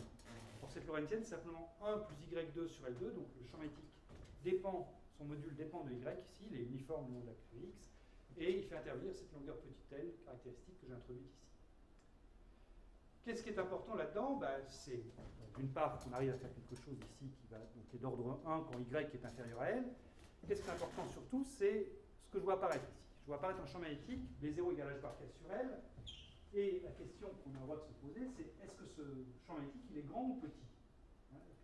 Alors, comment savoir s'il est grand ou petit? Il n'est pas question de le mesurer en Tesla, ce champ magnétique, parce que je n'ai pas de charge à mettre en face. Donc, on mesure un champ magnétique en Tesla ce qui est intéressant, c'est Q fois B. Là, le seul moyen de savoir si le champ magnétique est grand ou petit, c'est de voir s'il a une circulation qui est de l'ordre de 2π sur un flux qui est de l'ordre de 2π sur un circuit qui est de taille raisonnable. Donc, est-ce qu'il peut me générer des effets d'interférence à la Aronoff-Bohm sur des systèmes de taille raisonnable? Donc, voilà, de quelle est la taille qu'un contour doit avoir pour atteindre une phase de Aronoff-Bohm-Berry? Je mets les trois noms, comme ça je suis sûr de vexer personne. De l'ordre de π. Donc, voilà ce qu'on vient de trouver à la diapositive précédente. On a trouvé que ce champ, c'était B0 H bar K sur L, cette puissance de Lorentzienne, et donc un champ qui est uniforme long de l'axe X. Là, j'ai codé sa grandeur en fausse couleur. Donc, il est grand autour de X égale 0, et puis après, la Lorentzienne décroît de part et d'autre. Donc, disons qu'il est important entre moins L et plus L, ici. Donc, question, quelle est la taille de ce contour pour que j'ai cette phase de l'ordre de 2π? Eh bien, ce que je prétends, c'est que si je prends un contour qui va de moins L à plus L ici, et qui a une longueur long de l'axe X de l'ordre de lambda, eh bien ça correspond à 2π. C'est facile à voir, hein, la phase de Aronoff-Bohm, c'est simplement 1 sur H fois le flux de B à travers ce contour. Donc c'est 1 sur H fois B0 ici, H bar K sur L, fois l'aire du contour, qui est 2L dans cette direction-ci, et puis lambda dans l'autre, 2L lambda, et ça vaut bien 1. Donc ça veut dire que sur des distances qui sont des distances tout à fait appropriées pour l'expérience, petit l, c'est une distance appropriée puisque je l'ai construite comme ça, lambda, c'est évidemment la longueur optique, donc c'est aussi approprié, eh bien je peux effectivement avoir une phase de l'ordre de π, donc je peux voir des effets de ce champ magnétique artificiel. Alors la manip a été faite. Le premier à l'avoir fait, c'est Jan Spielmann au NIST, et il a effectivement vu une signature de champ magnétique artificiel qui, comme vous l'avez vu pour les gaz en rotation, c'est la présence de vortex dans les gaz. Donc c'est une manip qui a été faite en 2009, donc voici le condensat, et les trous là sont des vortex. Donc là, il n'y a pas de mise en rotation du gaz, hein, simplement on a habillé ces niveaux par ce laser, il a branché un laser et donc il a habillé ces niveaux par le laser que vous avez vu, et il voit apparaître comme ça des vortex au sein de son échantillon. Alors c'est pas aussi joli que... Les atomes sont refroidis. Oui, donc c'est un condensat et il branche ensuite sur le condensat. Mais il branche le laser. Voilà. Oui. Et je pense deviner ce qui se cache derrière ta question, et c'est ce que j'allais justement décrire là. Ce que vous voyez ici, c'est certes des vortex, mais c'est pas aussi joli que ce que vous aviez vu tout à l'heure, que ce qu'on avait fait nous à Paris. C'est pas parce qu'on est meilleur, c'est parce que nous on tournait et lui il branche des lasers sur ces condensats. Et brancher des lasers sur les condensats, même si on ne se met pas à résonance avec le niveau excité qui est ici, ben, néanmoins il y a quand même un petit peu d'émission spontanée. Émission spontanée résiduelle. Et cette émission spontanée résiduelle, ben, ça correspond à un chauffage du système, et du coup il ne peut pas attendre très longtemps. Il branche son laser et puis il doit prendre une photo assez vite, parce que sinon ce condensat il se met à bouillir et ça devient un gaz classique, il n'y a plus rien à voir. Et donc, les vortex, certes, se forment, mais ils n'ont pas le temps de se cristalliser pour former le beau réseau triangulaire que vous aviez vu dans les gaz en rotation. C'est des manips donc, qui ont été limitées dans le temps pour ça, et du coup, eh bien, elles se sont elles aussi arrêtées, c'est-à-dire qu'il n'y a pas eu moyen de les pousser dans le dernier retranchement et de voir des beaux réseaux de vortex, et voir si avec ça on pouvait se rapprocher, là encore, de l'effet Hall quantique. C'était une bonne idée, ça reste une bonne idée, mais en tout cas, les alcalins ne sont pas les meilleurs atomes pour ça, parce que les alcalins, donc finalement, si je veux faire une transition Raman, il ne faut pas que je mette trop loin de l'état excité-relais, et à ce moment-là, j'ai de l'émission spontanée qui vient avec, et j'ai du chauffage. Donc voilà, c'est ce que j'ai écrit ici, limitation due à la diffusion résiduelle de photons. C'est ça que tu avais en tête, Michel, comme une question? Qu'est-ce que faisait un laser sur le... D'abord, de savoir, oui. Oui. Après, c'est évident que ça va détruire. Ben voilà, ça détruit, oui, absolument. Bien, alors j'en arrive à la dernière partie de cet exposé. Vous verrez, dans la suite comment est-ce qu'on essaie maintenant de contourner ça, donc en passant dans des réseaux. Ouais, ce sera le deuxième cours tout à l'heure. Mais là, je m'arrive à la dernière partie de l'exposé sur les systèmes homogènes, donc les systèmes qui ne sont pas en réseau encore, qui portent sur les potentiels non abéliens, les champs de jauge non abéliens, et puis le couplage finant. Alors, de quoi s'agit-il?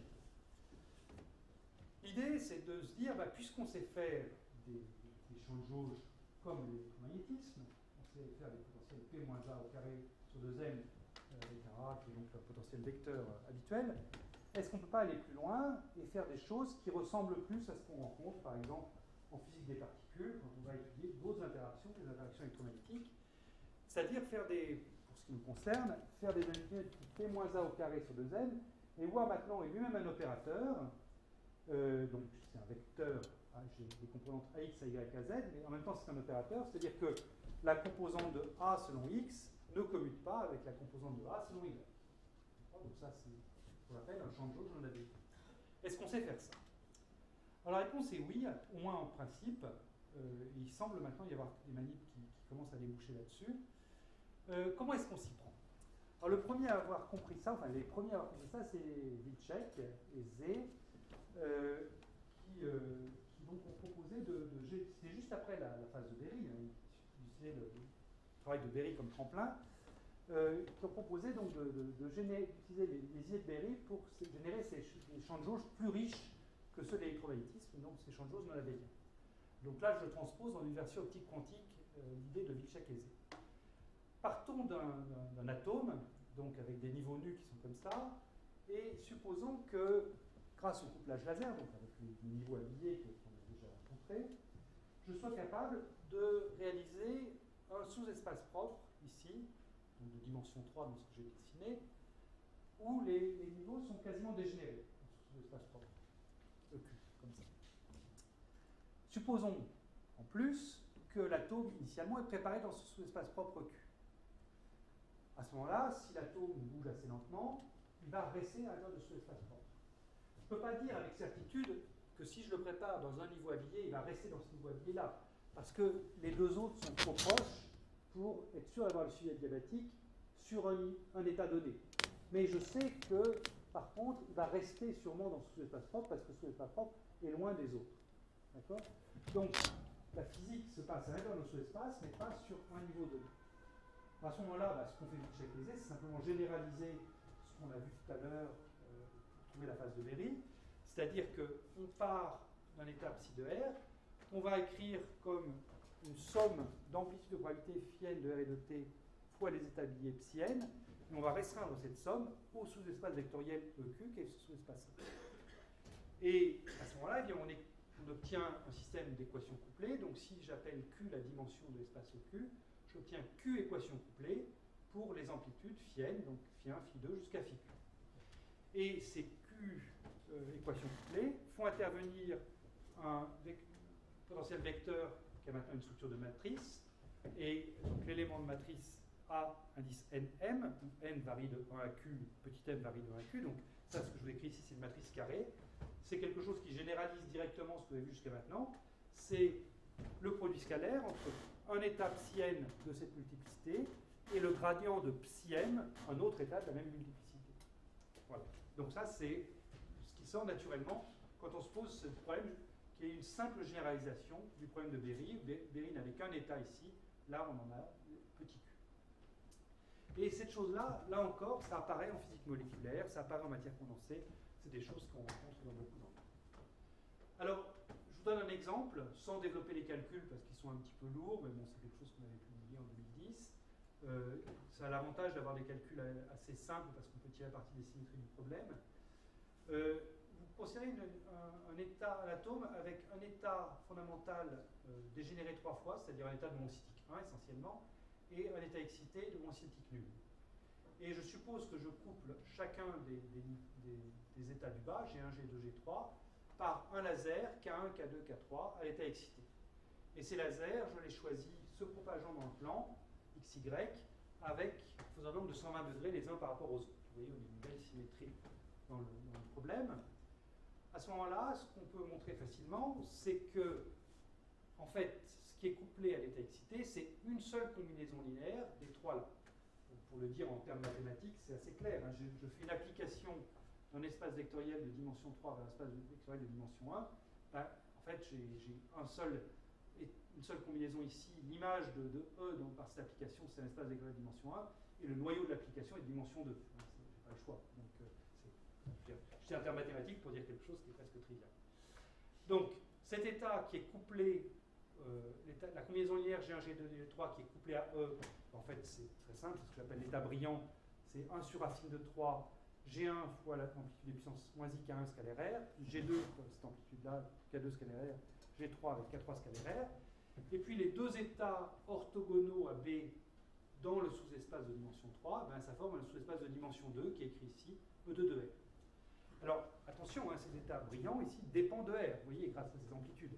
Donc, bon, l'espace de Hilbert, c'est un espace de dimension 3 mais complexe, donc il faut toujours se méfier des analogies, mais enfin, si c'était un espace de dimension 3 réel, l'état brillant il serait comme ça, et donc les deux états E2 de R, c'est le plan perpendiculaire, et comme l'état brillant il dépend de l'espace comme ça, eh bien le plan dans lequel je travaille, il va lui aussi dépendre de l'espace, et c'est cette dépendance dans l'espace du plan qui va générer ces champs de jauge non abéliens.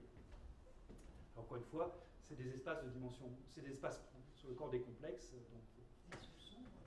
Pardon? Les deux autres sont sombres, oui, puis ils sont non couplés, ils sont noirs, ils sont non couplés au champ lumineux. Donc si je me mets là, a priori, je ne vais pas absorber de photons.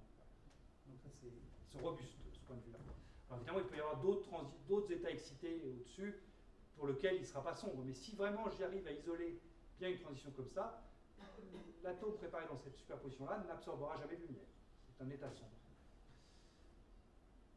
Donc là, eh ben, il y a un petit calcul à faire, qui n'est pas très agréable, mais bon, c'est dans cet article aussi. Je vous donnerai, comme la dernière fois, toutes les références en fin de cours. On arrive à un potentiel vecteur A qui prend l'allure suivante, h bar k, donc l'impulsion d'un photon, fois sigma x plus sigma y y. Sigma x et sigma y, c'est les matrices de Pauli. Ux et y, c'est les deux vecteurs unitaires sur les axes x et y. Donc là, je me retrouve bien avec une composante du potentiel vecteur de la connexion de Berry AX qui est proportionnelle à la matrice de Pauli sigma x. AY est proportionnel à sigma y, donc les deux composantes ne commutent pas, puisque les matrices de Pauli sigma x et sigma y ne commutent pas. Donc j'ai bien réalisé un champ de jauge non abélien. L'hamiltonien correspondant à cette structure-là, hein, P moins A au carré sur 2m, donc ça vous pouvez le développer si vous voulez, et quand vous le développez, là, vous arrivez à quelque chose qui est du type P carré sur 2m, l'énergie cinétique de départ, fois donc un terme de couplage qui est du type Px fois sigma x plus Py qui est sigma y. Et ça, eh bien, c'est quelque chose qui est naturellement un couplage spin-orbite. L'orbite, bah, c'est ce qui est décrit par l'impulsion de l'atome, Px et Py, et le spin, eh bien, c'est ces matrices sigma x, sigma y, c'est l'évolution dans ce sous-espace de dimension 2 pour lequel j'ai un spin fictif tout naturel. Donc ça, c'est un couplage spin-orbite, couplage donc non abélien, physique non abélienne, à deux dimensions. Alors, j'attire votre attention sur le fait que l'origine physique de ce couplage spin-orbite que vous trouvez ici est tout à fait différente de ce à quoi on est habitué quand on fait du couplage spin-orbite en physique atomique, en physique moléculaire ou en physique des solides. D'habitude, quand on parle de couplage spin-orbite en physique atomique, par exemple, eh bien, c'est un phénomène qui est essentiellement relativiste. Ce qu'on dit, c'est qu'on prend une particule chargée, un électron, qui bouge avec une certaine vitesse v, dans une région où j'ai un champ électrique E extérieur, ça peut être un champ appliqué par l'excitateur, ça peut être le champ créé par le noyau, et à ce moment-là, quand j'ai une particule de vitesse v qui bouge dans le champ E, j'ai un champ magnétique motionnel qui est en v vectoriel E, et ensuite, le couplage spin-orbite vient du fait que le spin, au spin, j'ai un moment magnétique qui est associé, et ce moment magnétique est intrinsèque de la particule, donc va interagir avec ce champ magnétique motionnel, donc le mu qui est égal à gamma S proportionnel au spin, interagit avec ce V vectoriel E. En physique atomique, donc le champ, je l'ai dit, le champ électrique est généré par le noyau, donc qui est proportionnel à R, enfin, il est dirigé selon R, donc on a un R vectoriel P scalaire S, qui donne L scalaire S, couplage spin-orbite au sens de la physique atomique. En physique des matériaux, le champ E il est appliqué de l'extérieur par l'expérimentateur, il est uniforme, donc on a un couplage qui est dit PI fois SJ, c'est pas L fois S, mais c'est plutôt l'impulsion fois S, et selon la nature de ce couplage, on est en présence de couplage qu'on qualifie de Rashba ou de Dresselhaus. Là, c'est c'est complètement différent. Le couplage spin-orbite que vous voyez apparaître, finalement, c'est le fait que quand l'atome bouge, ben, j'ai l'effet de recul, j'ai l'effet Doppler, et c'est ça qui fait que l'atome n'absorbe pas la lumière, pareil. Son interaction dépend de son impulsion. Alors, ce couplage spin-orbite, il a été implémenté, mais dans des versions 1D, pour l'instant, enfin, au moins dans ce unit à ce qui est publié. Ça a été fait dans pas mal de laboratoires, maintenant, ça a commencé en 2011-2012, et là, il y a pas mal de labos qui se sont mis à la fois avec des bosons et des fermions, il y a des physiques assez intéressantes, mais tant qu'on est à une dimension, ça reste abélien. Donc je dirais, on n'apprend pas grand-chose par rapport à ce qu'on a déjà vu, ça donne des effets intéressants, mais pour l'instant, c'est resté abélien. Il y a deux préprints qui sont apparus fin 2015, donc c'est tout chaud, de deux équipes chinoises, une à Shanxi et l'autre à Shanghai.